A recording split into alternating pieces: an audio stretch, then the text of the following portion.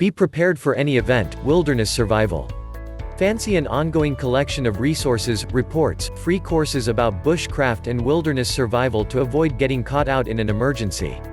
Too easy.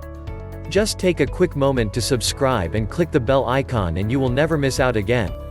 Okay, in this video we are going to look at being prepared for any event, wilderness survival. One only has to look at the different types of unexpected events across the world this year to realize that our comfortable home and neighborhood can turn into a wilderness in minutes. Those who suddenly lose roads and bridges are cut off from the areas they need to visit routinely.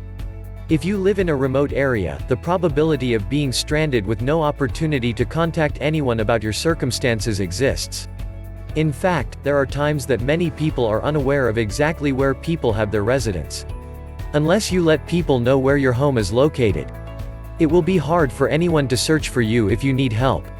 Even if you just have a tent or a small hut for your residence, let at least 2 people know.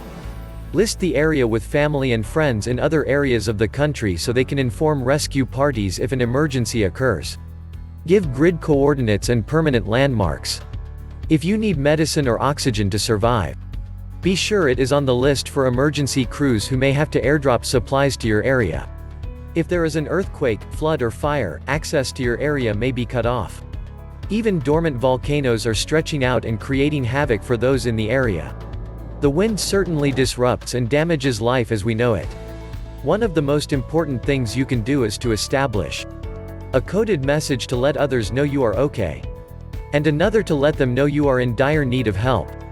A bright yellow flag with glow-in-the-dark lettering can signify all is okay and to please take care of others more in need first.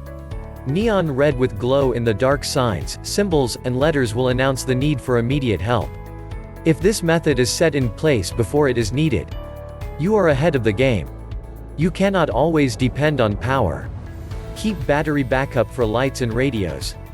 Buy inexpensive solar lights because the sun regenerates them during the day. Know how to power up the generator. Generators only last until the fuel runs out. You may want to wait to run the generator until rescue crews are in the area. It is a lot easier for them to hear it running than your voice trying to shout above the noise of a raging river. Take responsibility for your own life. It is not the government's job to make a call about what might or might not happen.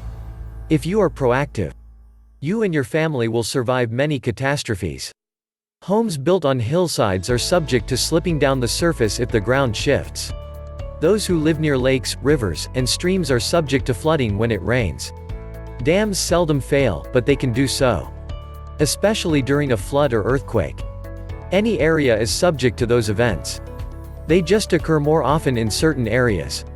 Take classes on wilderness survival and read various blogs and survival guides. This is one thing you can do for yourself and your family to ensure survival.